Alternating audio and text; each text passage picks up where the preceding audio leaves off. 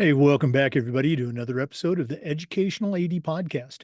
We'll be right back with today's guest, but first, we want to give a shout out to our sponsors. Now, don't hit that fast forward button. These are all companies that I used as an athletic director, and I highly recommend that you use them too. So take the next couple minutes, listen to our shout outs, then listen to our interview. You're going to love today's guest, and then go visit our sponsors. You're going to be glad you did. Here we go.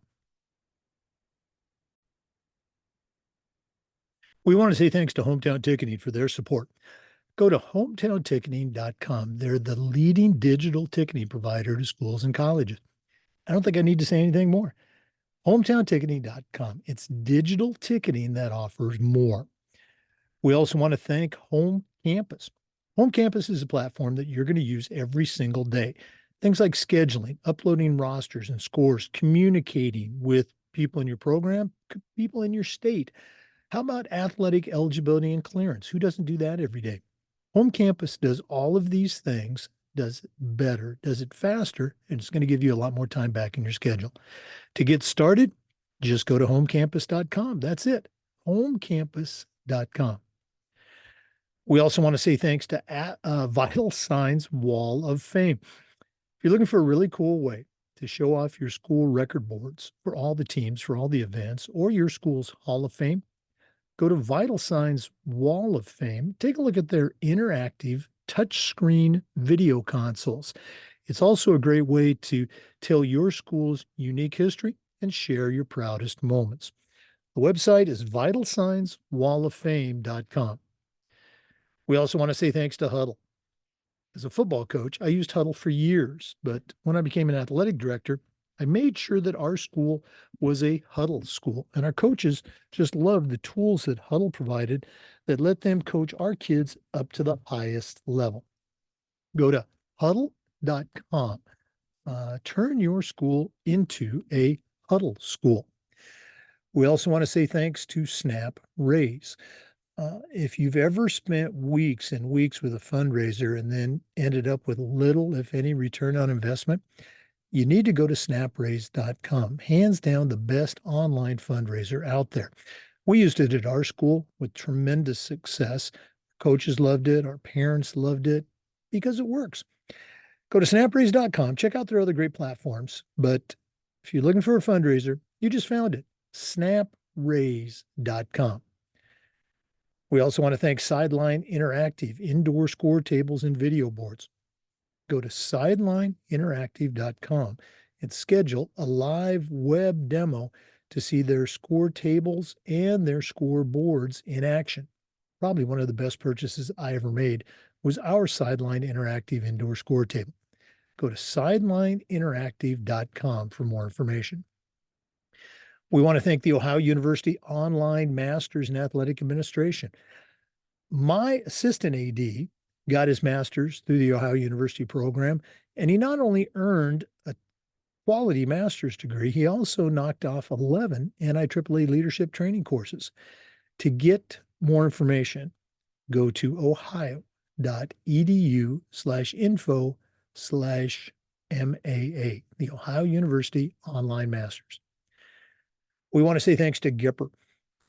Your student athletes and your parents are on social media, and if they're not seeing posts about your program and about your kids' accomplishments, you are really missing out. Go to Gipper.com. They'll have you creating world-class content in seconds, and it's so incredibly easy, even I can do it. Go to Gipper.com. It's used and trusted by over 4,000 high school and college programs across the country. It's professional graphic design made simple. And we want to thank Athletic Surveys by LifeTrack. At my schools, we use surveys for just about everything. Kids, coaches, parents, and the information that we collected was incredibly valuable.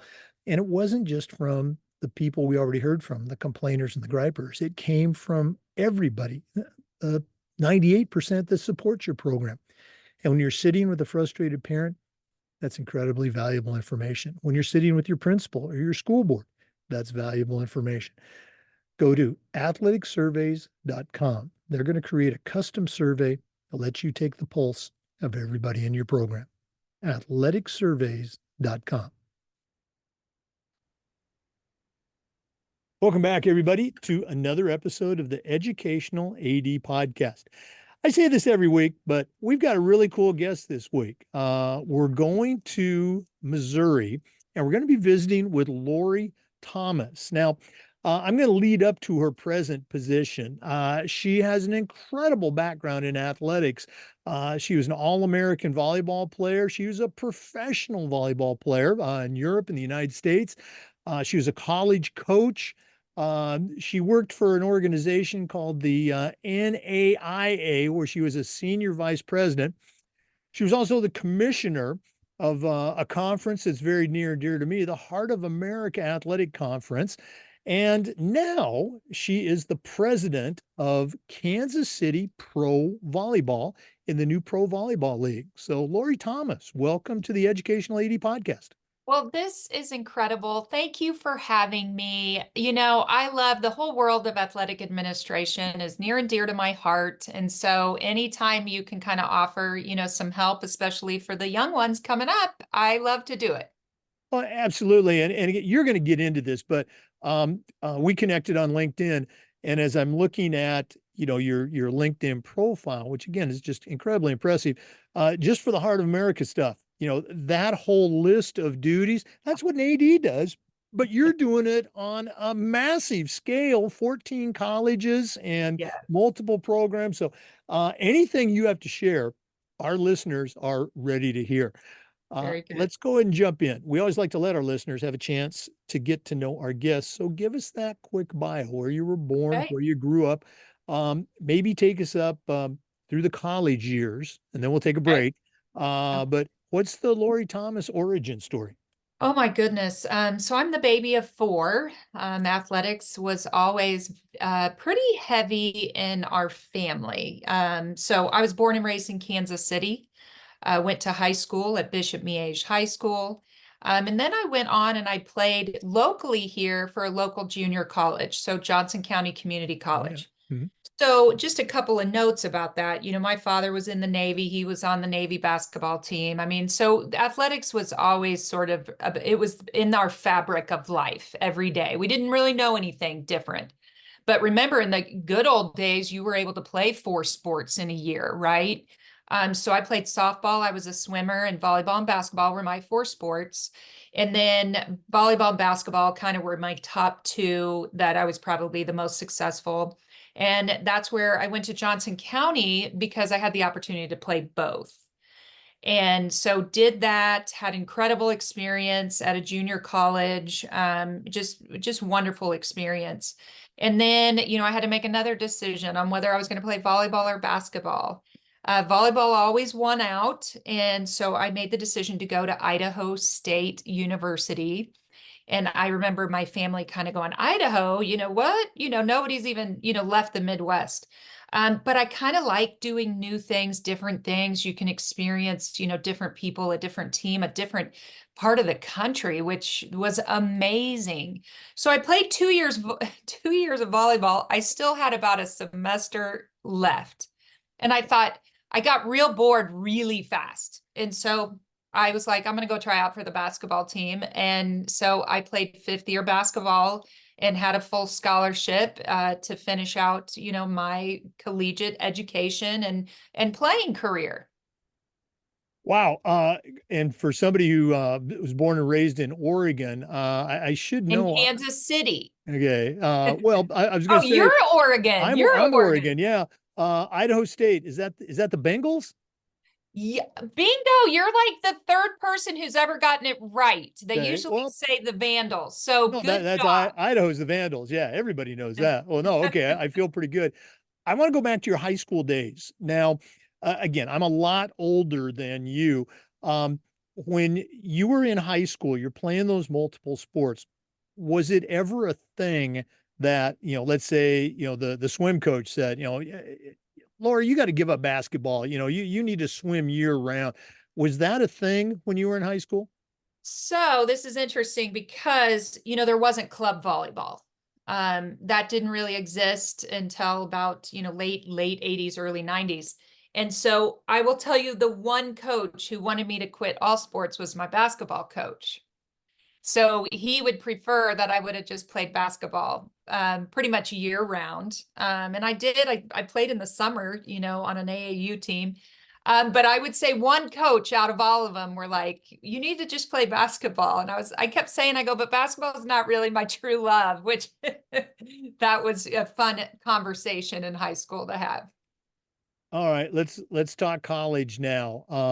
You were a junior college because I read it in your resume. You're a junior college All-American. What was that like going from the JUCO level to Idaho State? That's D1. How was that jump? Was it a smooth transition? What are your memories of that? It was a very smooth transition, but it also, it's kind of sort of my really kind of at the core of who I am. I work extremely hard. So even if there was ever like you go, oh, am I going to start? Am I going to play? I like the challenge. And so when you go into a D1 program as a junior, there's sort of these expectations that you're going to be able to, in a way, step on the court, that it's not a huge learning curve, right? As a freshman. So it was seamless, and I started and I played pretty much right from the beginning. And I think that's what I loved about the junior college experience. You can learn so much about yourself and have opportunities to really play and be on the floor and have those experiences when maybe I wasn't ready for D1 as a freshman. So I had an incredible journey, and it was seamless. Oh, that's so cool to hear. I'm going to ask you one more question, then we're going to take our first break. Can you think, again, your career has been all about leadership, coaching, vice president, commissioner, now president of the KC Pro Volleyball. Can you think back to a moment, maybe in high school or at Johnson County or at Idaho State, that at the time it really didn't seem like much, but now looking back with perspective and wisdom, you can point to that moment and say, hey, that was a significant moment for me. Anything stick out for you? I want to say there's probably two things that stick out to me. The first one is, our high school was very well known to be an incredible school for volleyball and basketball. So I want to say that I probably had the hardest coaches in high school than maybe I did any other time. And it's interesting. I've talked about this in other, I do presentations and stuff. I had 9 coaches, through high school. So I kind of talk about the difference of the male and female and all of that stuff. But my 2 high school coaches for volleyball and basketball were pretty hardcore. Like we were a very talented team, and they pushed us hard. So I want to say that was definitely like gave me an insight as to really kind of probably a progression to go on into college and play. The second one was my coach, Susan Brown, who was my volleyball coach at Johnson County. And what was very interesting about her is she changed the way I even looked at myself and my own perspective. One, she was a huge believer, and I think that's so important, as coaches today and ADs and all of that, is to believe and to give support to those that you are mentoring, leading, whether they're your employees. So she came to me and she goes, I want you to play all the way around. I believe in you. So she instilled almost a natural confidence within me that I didn't always have. And I felt like that relationship and her coach student athlete approach was incredible, that I think that actually took me, just more faith in myself, belief in myself as an athlete, and especially as a female athlete, that's not always there. And I want to say that that really launched me probably to even further success. Wow, what a great story, great memories too. Hopefully you get a chance to go back there and visit with those mentors that had Yeah. an impact on your life. Yeah. For listeners, our guest today is Lori Thomas. She is the president of Kansas City Pro Volleyball. We're going to hear more about that in the podcast, but let's take our first break. I promise we're coming back. This is the Educational AD Podcast. We want to say thanks to our good friends Gipper for their support of the podcast. You know, Kids today are on social media, and so are their parents. And if you are not promoting your teams and celebrating your athletes' accomplishments, you're really missing out on a great opportunity. Go to Gipper.com. Their team will have you creating world-class content in seconds, and it's so easy, even I can do it. Gipper's used and trusted by over 4,000 high school and college programs across the country. It's professional graphic design made easy. Go to Gipper.com to get started. We also want to say thanks to Home Campus. Home Campus is a platform that you will use every single day for things like scheduling, uploading results and rosters, communication, communicating with your team, your coaches, communicating with the schools across your state. How about athletic eligibility and clearance? Who doesn't do that every day?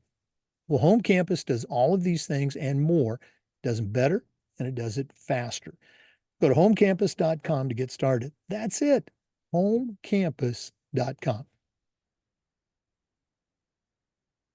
Welcome back, everybody, to the Educational AD Podcast. We're visiting today with Lori Thomas. She's the president of Kansas City Pro Volleyball, but has an incredible journey through athletics. Lori, you took us up through your college days there at Idaho State University, but that wasn't the end of your playing days. You actually played internationally, and then you came back and played here in the United States at the pro level. Can you share with our listeners how that all came together? Well, it's kind of yet again, a crazy story. In a matter of like 24 hours, I actually had a call had an offer to go play basketball in Luxembourg. And I also had a call to play volleyball in Belgium. So yet again, volleyball won out, it always has. So I actually I had 24 hours to make a decision and 4 days to leave and get there. So it's a crazy story because they had just started their season and one of their international players left. So they know that they had to come to the United States because we were the ones that at the time I got a passport in 4 days, which is not even close to what you would experience today. So crazy. So I literally packed my bags and left for Belgium, in 4 days. Now you have to remember, I played basketball my 5th year, so I hadn't played volleyball. I hadn't touched the ball in a while. So I had a rude awakening when I showed up for my first practice, I will tell you that.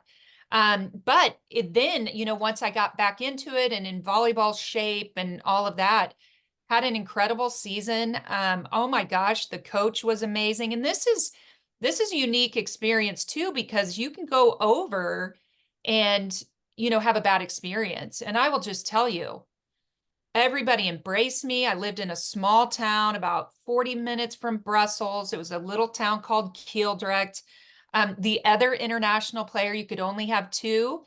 The other one was from Russia, so actually Croatia. So of course, everybody would think that we weren't going to get along, because of the big USA-Russia thing. And that, this is in 1992, but we got along. She's a dear friend of mine, and we became very close. So the success of our team, the relationships. I mean, I was very, very fortunate to have an amazing experience in Belgium. Now, I know nowadays with the true back then, way back then, the 90s, that the fans in Europe, it's like a full house. They're very supportive of their teams. Is that true? Yes, and actually the diehards that would go everywhere would actually travel with us on our bus to go to away games. So it's just it's a different thing than the US, but they had a ball. Like they were so honored to be able to these were the diehards that got on our bus with us and Well, traveled with us. I'm going to guess there's a couple stories that we Yeah. might have to share off camera on that. All right, I got a question for you. You got offered to play professional volleyball and professional basketball. So here's the question. Can we take 1992 Lori Thomas? Okay. How is your game going to hold up in the new Pro Volleyball League and even the WNBA? Could you go out there and ball with those players? Um, Okay, first of all, I'm 6 feet tall, and that was tall. That was very tall in 1992. So I'm going to Mhm. just start by saying I've watched some of the pro volleyball players in the league this year. They are 6'4", 6'5", 6'6". So I'm gonna say I don't think I could have held up with the athletes of today. I'm gonna admit it. I'm owning it. Because I was blown away. I'm blown away by, what's going on with the WNBA. I'm blown away by the first year of the league, and the talent is absolutely phenomenal. No, no, well, and again, that's good to hear on both ends. Okay, I bet you still got it. Okay, all right. You played internationally. You came back and played in a pro league in the United States, and then you got into coaching. How did that all take place? Yeah, so when I came back from Belgium, I had a decision on whether I was going to go back, and I had accomplished my goal. My goal was to play professional volleyball. I did. I'm very family oriented, so I made a decision to not go back to Europe. So that meant I had to come home and look for a job. That's where it started out. So I reached out. There was an opening at Southwest Missouri State, which is now called Missouri State. They actually recruited me out of Johnson County Community College. So I just called, and she had a position available. So I went down and interviewed, and that's really where I started. I thought in my mind I was going to be a college head coach. That was it. That was my path. I knew I was going to do that. And so I spent 3 years at Missouri State, and then I went to University of Tulsa for 2 years. During that time, I grew to know that I didn't want to be a head coach. So my experience in that 5 years, and I am very much, and I would say this to anybody, that I do choose things that I am passionate about. And in all fairness to everyone around you, if you are not doing something that you love or are passionate about, you give less, you're not as engaged. And to me, I believe that if you're going to be a college head coach, it's got to run through your blood and very thick, because you are there for the students, you're there for the student athletes. And so I knew that it wasn't running through my blood. And so for me, in all fairness to those around me and myself, I made the decision to get out. So this turns into that the NAIA national office, which, the NAIA is for small colleges, small liberal arts, and they have about 250 institutions across the United States. They had a marketing position open. And this is another piece of advice. A lot of times, especially with females, we might look at a job description and we'll look at two of the bullet points and say, well, I don't think I can do that. And so we don't apply. And I would just, once again, there's a huge difference between how men and women look at, job descriptions. Men, it's more that they'll just go for it, and women kind of hold themselves back. And so I looked up, I learned about the NAIA, and I wasn't planning on going down a path of marketing, but I knew I had to get a foot in the door, and I was willing to do whatever in the marketing field. So that's how I got my foot in the door. And then it wasn't, gosh, a year and a half to 2 years later, I became the first director of human resources. And then it just kind of went for 16 and a half years. I had 6 promotions in that 16 and a half years. And that I would say one point about that is always raise your hand. Don't sit in your cubicle, step out and volunteer, step out and take more on. But you also have to prove yourself in order to get elevated. And that's what I did. That's what I did for 16 and a half years at the NAIA. No, and that's such a great lesson for men and for women too, that, put yourself out there, go for it as you Yes. did. Looking at your time in leadership at the NAIA, can you look back and this is your opportunity to brag? Is there something that you're particularly proud of? Maybe an initiative that you helped usher in back then that's still going now? Oh, I think a couple of them. The first one, that started in 2000 was the development of the Champions of Character Yeah. program Mhm. that the NAIA implemented. It wasn't my baby or my brain baby on that, but I was part of it. And I was also part of the growth and the transition of how Champions of Character, that program evolved through my time. And so I was overseeing Champions of Character, for a period of time. That is something that is very, very special. I think another one is, I developed really the whole human resources department. And that meant evaluations, that meant, benefits explanation. And that's my background. I got my degree in human resource management. So I developed it from scratch is a big one. Gosh, we changed the starting of like student athlete government, student athletes being involved in the governance of the NAIA. I was on the early side of that. Oh my gosh, we completely changed, the qualifications of how all teams, were going to go from either their conference or their region into national championships. I mean, there's things that, are very, very like that 16 and a half years was the majority of my career, so that has very, very special moments for me. Oh, absolutely. And again, as I shared with you, I went to an NAIA school as an undergrad and got to coach at one as well. A great organization. We're going to take another break, but we're not done yet. Lori has a couple more chapters in her journey she's going to share with us. But let's hear from our sponsors. But please stay with us. This is the Educational AD Podcast. We want to say thank you to Hometown Ticketing, the leading digital ticketing provider to schools and colleges. I don't think I need to say anything more, but I'm going to. Go to hometownticketing.com. Their team is going to show you how to set up at your school to sell your tickets online, not just for athletic events, but things like school plays, concerts, school dances, even graduation. And here's the best part. Every school gets assigned a dedicated client success manager that's going to provide you hands-on support every step of the way. That's every step of the way. Go to hometownticketing.com. It's digital ticketing that offers more.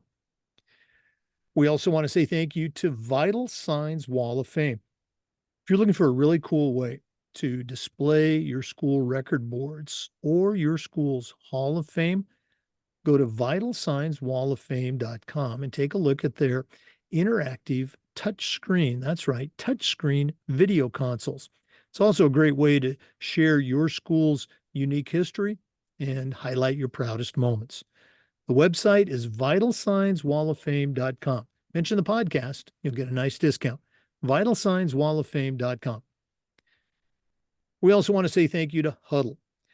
As a football coach, I used Huddle for years, but when I became an athletic director, I made sure that our school was a Huddle school, and our coaches just loved the tools that Huddle provided that allowed them to coach our kids up to their highest level. Go to huddle.com, join the 8 million users, and turn your school into a Huddle school. Welcome back, everybody, to the Educational AD Podcast. We're visiting today with Lori Thomas. She is the president of Kansas City Pro Volleyball. We're going to hear about that in our next segment, but right now, she's going to continue to share her journey. From the NAIA office, you became, and I think it said that you were the first woman commissioner for a conference for the NAIA, and that was the Heart of America Athletic Conference, a great conference. At the time, I was there coaching in the 90s. I had schools in Missouri, in Iowa, and in Kansas. I think they might have even expanded since then. But how did that come about? And, what was it like to be a college conference commissioner? Oh my gosh. Incredible. Incredible. So, 16 and a half years at the NEI national office, I started to be like, okay, what's next? Am I going to stay here, for long term? Am I going to retire from the NAIA? So I had to do some soul searching about what I wanted to do next. Larry Lady was the previous commissioner of the Heart of America. He had been there for 20 some years. And I had worked very closely with him at the national office. So Larry had called me one day and said, I'm thinking about retiring, and I just want to know your interest in being a commissioner for the Heart of America. And I was like, and I'll share. I think for the longest time, and I have kids, they're now grown, but I always thought I didn't want to be on a campus. So I was kind of like, a lot of people would say, well, your natural progression would be an athletic director on campus, right? So I was kind of like, okay, that looks like it might be my next thing. But when this got presented, I was like, this makes so much sense to just oversee a conference, and especially in the NAIA, and to have the knowledge that I had of like rules and all of that, to be able to give that knowledge and expertise to the presidents and to athletics directors. So it was very quick that I put my name in the hat, went and interviewed with all presidents. At the time, there was 12. So I interviewed in front of 12 presidents. I made a presentation. And this is kind of funny. I took a bold approach, but at the end, I was said, you could be the first conference to ever hire the first female of the NAIA. So I kind of put myself out there. And once again, just was confidence really in my background. So my gosh, so I was there almost 10 years. And I'll tell you, a Heart of America Athletic Conference is also near and dear to my heart. I came in very aggressive. We completely rebranded. We had a football game of the week. I was able to hire, full-time assistant commissioner. We did a lot, and we wanted to, and I'll share this, what was very important to me, and this is another piece of advice for, athletic directors, is someone asked me, like when they first started talking to me, they're like, what are you going to do? What's the first thing you're going to do? And it's not, they think more, winning or championships, and we're going to win more championships. But I said, and I think this is true for anything that you do, is I said, the first 6 months, I said, I'm going to get on campuses and I need to build relationships and gain their trust. And, so you can come in and you can start throwing around your weight, but if they don't know who you are or your background or the integrity and the trust and the honesty, if they don't know that, it's going to be a little bit harder for buy-in. So I made it to every campus and I just listened. I listened a lot. I listened to coaches. I went and met with AD, the president, and I wanted to hear from them. Really, what are their struggles? What do they want out of the Heart of America? And that set me for we cleaned things up administratively, coaches, the policies, they were, we just cleaned things up and made them stronger, while also really rebranding, and really the look, the feel, the strength of our conference was what, came out at the beginning. Now, again, I coached at Missouri Valley back in the mid 90s on the football team, and I was the head track coach too. I've been back many times. The one thing or many things impressed me. One of the things that impressed me was the number of sports that they and the conference has added. Talk a little bit about that, because that's tricky at a high school level, adding a sport. How did you all go about that in the Heart of America? So one of the things, we wanted to be a leader. And the presidents knew this. I had such incredible support by the presidents. They were so good to me, and they really let me, kind of go out there and take some calculated risks. And so one of the things that we thought is that we wanted the Heart of America, we wanted to be a leader in the NAIA. So everything we did, we had to think differently. And I always wanted to say, I'm looking around to see what no one else is doing. So there were a lot of things around that. But one, to me, it's providing student athletes opportunity.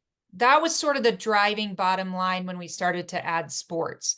And the NAIA has a system, and we use that same system that in our bylaws, that if 6 universities were to add that sport, we would make it a championship.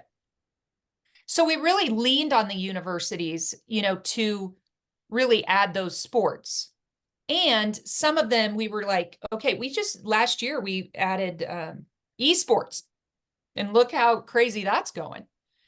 So lacrosse we've added, it was We increased our strength in sports. We've added the other thing you got to think about, men's volleyball, we added, but you got to think about bringing in associate members. So what we would do is we would look at bringing an associate member who, if they belong to another conference, but their conference doesn't have that sport, they can join another conference for the sport. So we made a very big effort of finding associate members to get us to 6 so that we could honor, recognize, and provide a postseason experience for these new sports. I love the process. I'm going to put you on the spot now. Okay. You open the door.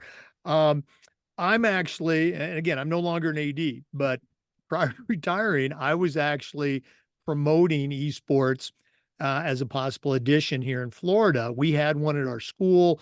We partnered with some other schools. It was an unofficial, but it was a great activity, great activity. And I use that word activity. There's talk at our state association level here in Florida about making it a championship, a sanctioned event. There are some that say, Yep. it's an activity. It's not we're the Florida Athletic Association. It's not athletics. And part of me hears that argument. Okay. What would be your response or 30-second elevator pitch to bring it under the umbrella of athletics? I'm curious. So I think the question is, and what I challenge everybody to think through. So when I started down this approach, I had a couple ADs go, I don't want to do that. That sits under student life, right? Right.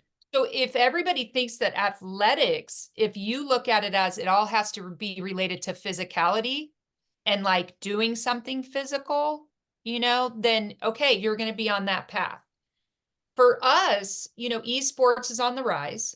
Esports is, like we had to be like, well, we're going to be a leader. It's on the rise. We're going to actually be the leader where a lot of people are going to follow us. And so we looked at it as opportunity for a group of students, which we will call them student athletes, which, by the way, I will tell you that all of the ADs that didn't want it is now under athletics. So they're moving it from student life to athletics because now you have to have good grades. So you can think that you're putting a group of people together, offering them opportunities to compete and be recognized and to play a championship and be part of a bigger concept under a conference, right? So Absolutely. yeah, so it's your path of thinking. If you think athletics, I've heard cheerleading. A lot of people think, well, they're not athletes. I'm like, they're more athletes than any of us in any sports because of what they have to do.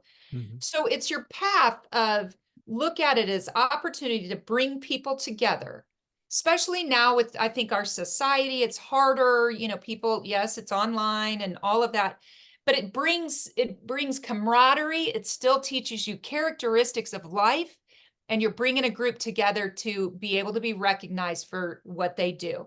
Another path and another thought is, well, it's killing people.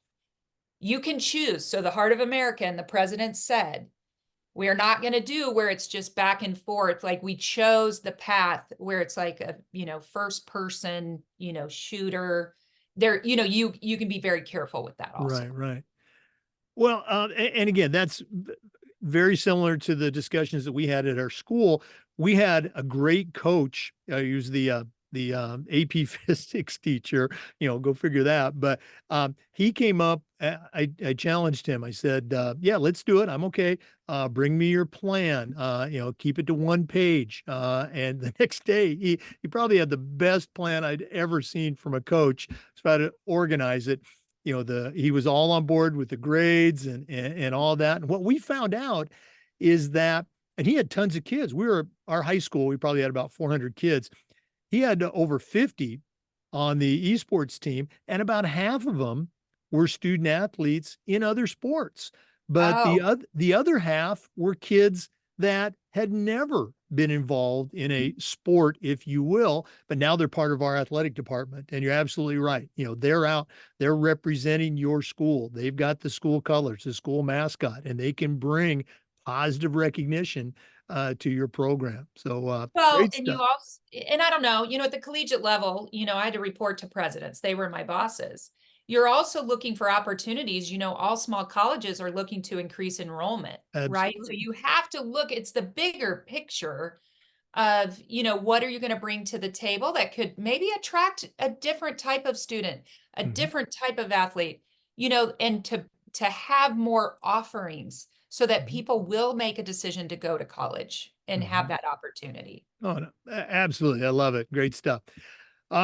We're going to take another break. We're visiting today with Lori Thomas. And I've told you all along, she's the president of Kansas City Pro Volleyball. We're actually going to talk about that when we come back. So let's take that next break. This is the Educational AD Podcast. We want to thank our good friends at Snap Raise. Have you ever spent weeks and weeks with a fundraiser and ended up with little, if anything, to show for your effort? You need to stop right here. Go to snapraise.com. It's hands down the best online fundraiser out there. We used it at our school with tremendous success. Our coaches loved it, our parents loved it because it works.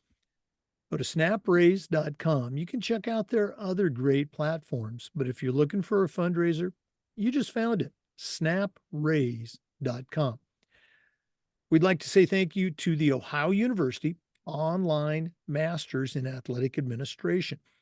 My assistant AD got his master's degree from Ohio University's online program, and it wasn't just a great master's education. He also got 11 NIAAA leadership training courses under his belt that he can use for his CAA or his RAA.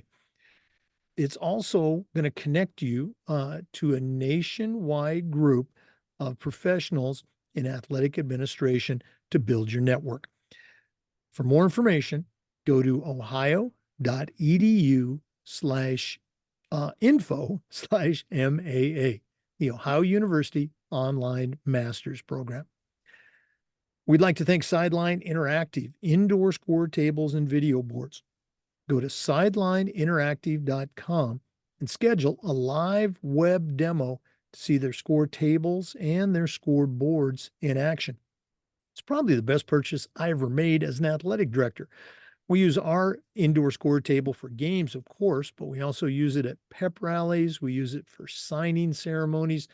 Their products are tremendously versatile, and their customer service is just outstanding.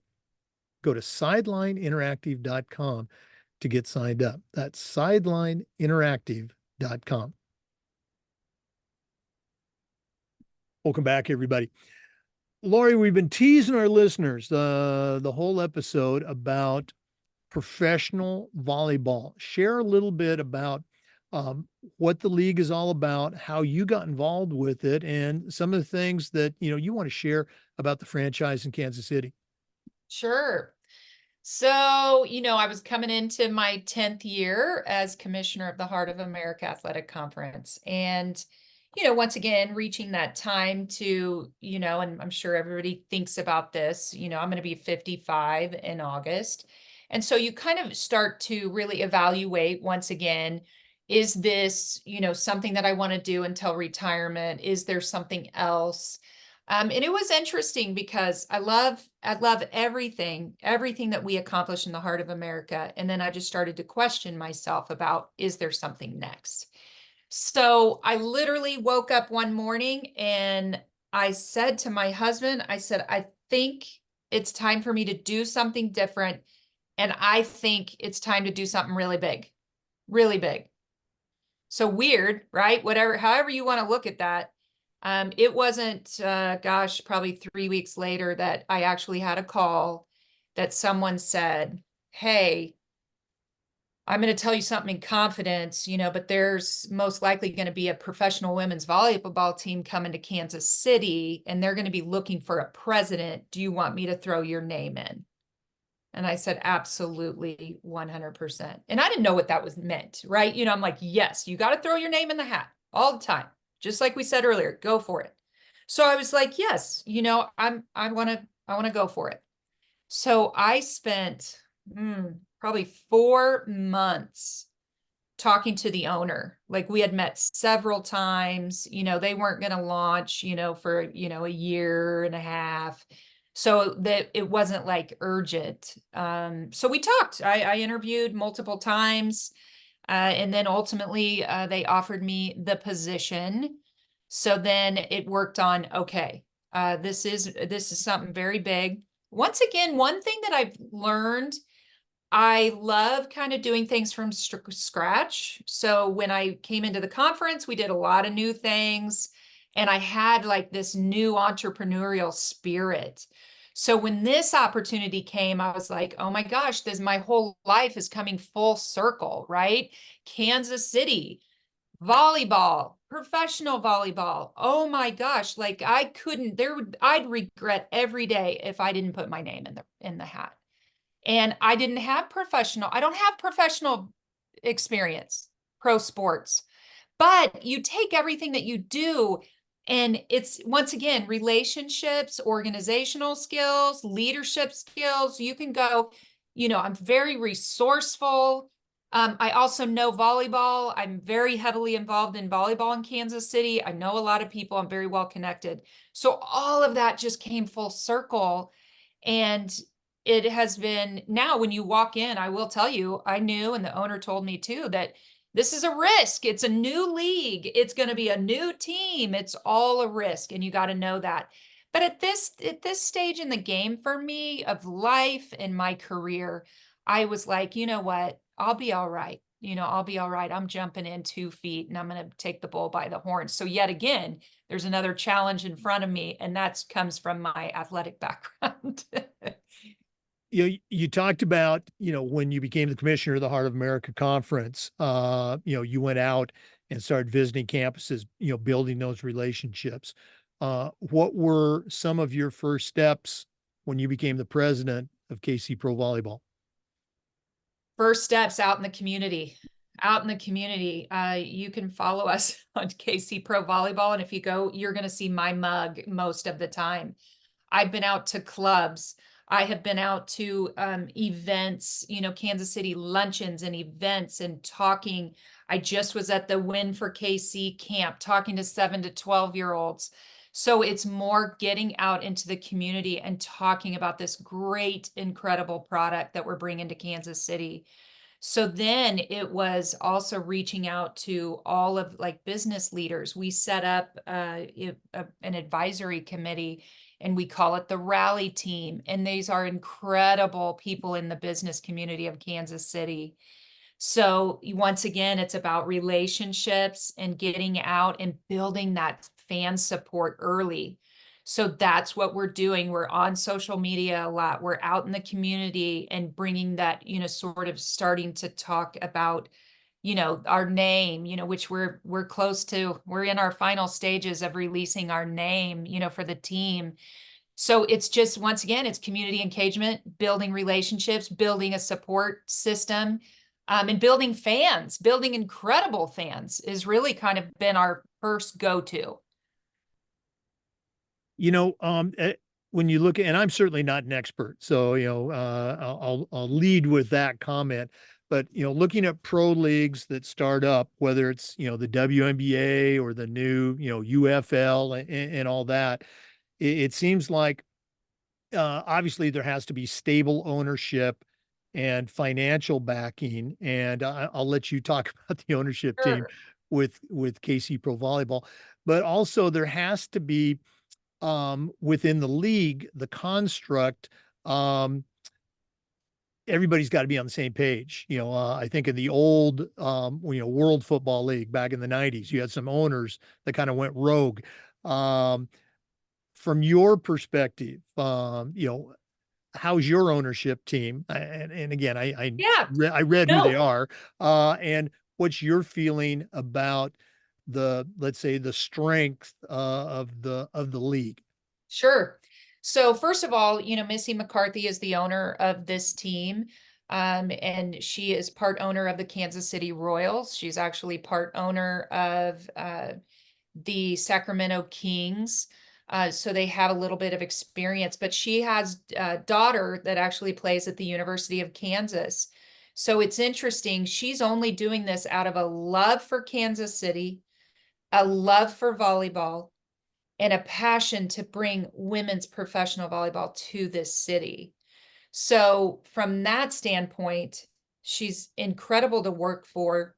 She's got a great head on, on everything that we're doing. We work so well together.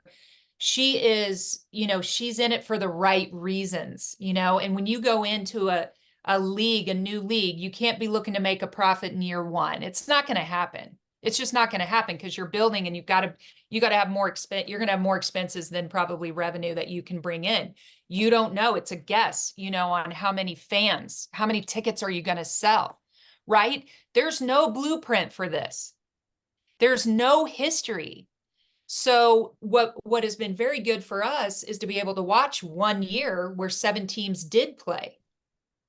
Now, at the league level, they have made adjustments. And I think that's another thing is, you learn so much from the first year and you're learning so much about salaries and is this the right thing? And now they're going to provide, medical benefits for the players starting July 1. So there have been a lot of adjustments already made from year 1 to going into year 2.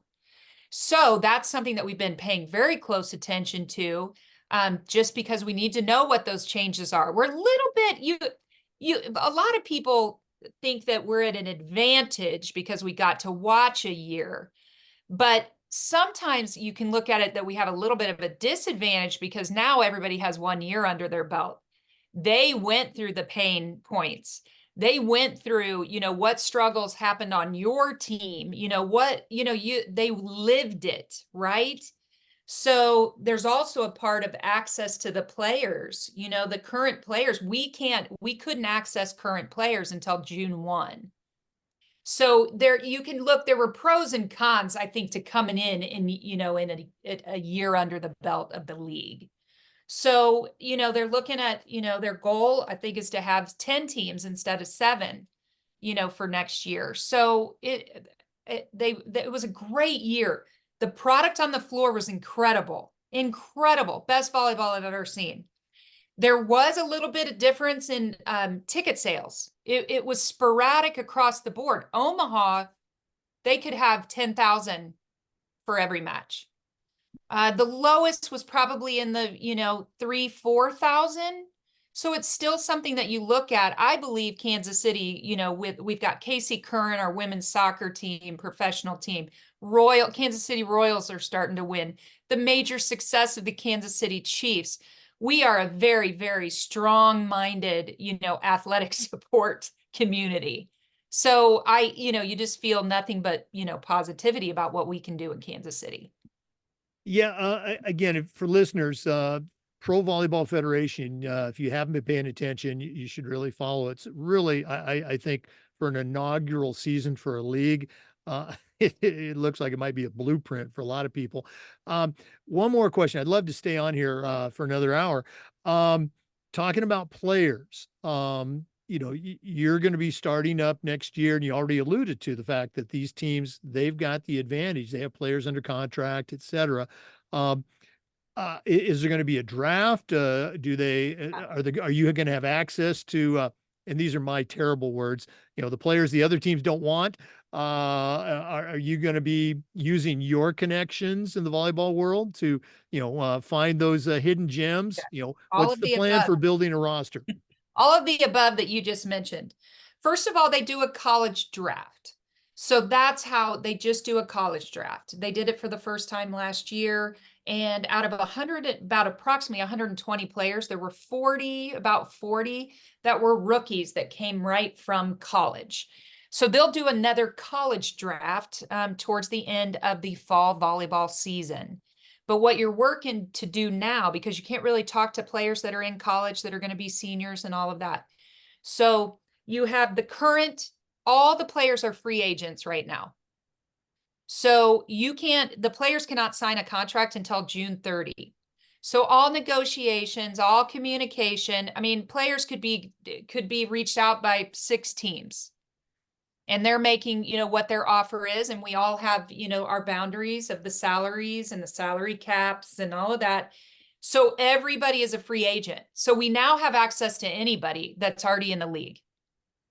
So that's where you have to make sure that you're evaluating correctly and all of that to really build, your team. And so everybody's talking to players this month. It's all happening this month. Oh, wow. That's got to be so cool and exciting to be involved at that entry level, that startup level. I'm very jealous. Okay.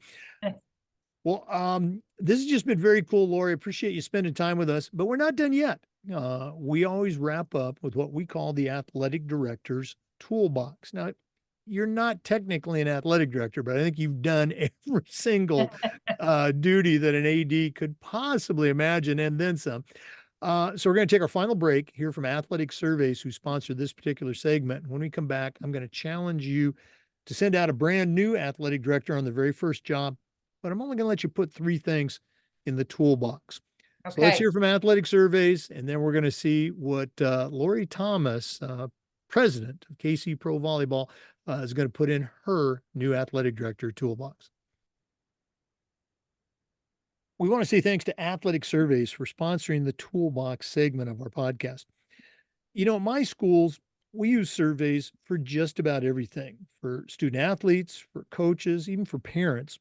And the information that came back was incredibly valuable because it included everybody in our program, not just the people that we heard from, the ones that want to complain about everything, but everybody.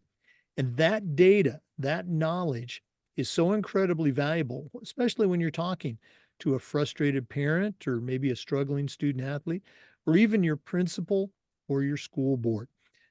Go to athleticsurveys.com. They're going to create a custom survey that lets you take the pulse of everybody in your program. That's athleticsurveys.com. Visit them today. Well, it's that time of the podcast. We've been visiting today with Lori Thomas. She's the president of Kansas City Pro Volleyball, but as you have heard, she has an incredible background in athletics as a leader, as an administrator. But right now, I'm going to challenge her to send out a brand new athletic director on their very first job, but I'm only going to let her put 3 things in the toolbox. So, Lori, what 3 items are going to go into your new athletic director toolbox? Mine is going to be very philosophical because it's about people. And my whole life and everything that I've done, you got to really, focus on people because that's going to help with everything you do. So the first thing for me, honesty and transparency. So I put those 2 together. And sometimes being transparent, I'm just going to throw out, is not always easy. It's not always easy, but it makes you human. So if you're transparent, and maybe there's some difficult times in the athletic department, maybe there's, that you're able to kind of express what you can. So that's the first one for me, because once again, you need buy-in, you need support at all times. So very philosophical. The other one for me is engaging with your staff and having great, great communication. And this might be, I'm just saying, if you hide out or if you hold everything in close to your vest, what it does is it actually decreases work time and increases gossip, wondering, talking at the cooler, the coffee, whatever. But if you keep them engaged and they feel that they have a good communication from you, once again, their product, their efficiency is going to be higher than if they're trying to figure out what you mean, right? So and that's where it kind of goes back to that communication of transparency. So they kind of all marry each other. I think the third thing is a focus on, creation of, a culture of, shared learning, which you're also valuing each employee's knowledge. So once again, those 3 all kind of really come together But to me, it starts with people. It starts with your people skills. It starts with your honesty, integrity, transparency, communication. So for me, I know that I have put those always at the forefront. And I'm just going to be honest, being honest and being transparent, it's not always you have to have some difficult conversations, but don't avoid conversations, because the more things are left, alone, the worse things get. And then there's too much, there's too many issues, or causing problems. And so those are probably for me what I've always kept in the back of my mind. Boy, you probably saw me scribbling those down. Great suggestions, and not surprising at all, because you've had, I think, a common theme as we've been visiting this past hour or so, about, building relationships, about making connections, and the honesty and transparency. Great stuff. We should have done this earlier, but we're going to do it now. If one of our listeners wanted to reach out, pick your brain a little bit more, or just find out more about KC Pro Volleyball, what's the best way that they can connect with Lori Thomas? Yeah, so the general email that I actually monitor is info@kcprovolleyball.com. I monitor that. I don't try to give out my personal all the time, because then that floods it. So, and the other thing, all of our social media is at KC Pro Volleyball. So that way you can start to follow us, start to see what we're doing, and just be a support. A lot of people go, "What can we do?" And I say, follow us, like us, share us, right? And that's at the social media. But you can reach me at info@kcprovolleyball.com. Well, Lori, thanks again so much for sharing with our listeners today. All the best moving forward in that inaugural 2025 season. And, we're going to have to get you back on the podcast, see how things are going. I would love that. And thank you again for having me. It's an honor. Oh, the honor is ours, but you are very kind. For our listeners, you honor us with your participation. And just a reminder, we upload the Zoom recordings of all of our interviews to the Educational AD Podcast YouTube channel. We do this just about every day, sharing stories and best practices for athletic leaders. And hopefully you'll come back for the next episode of the Educational AD Podcast. We'll see you next time.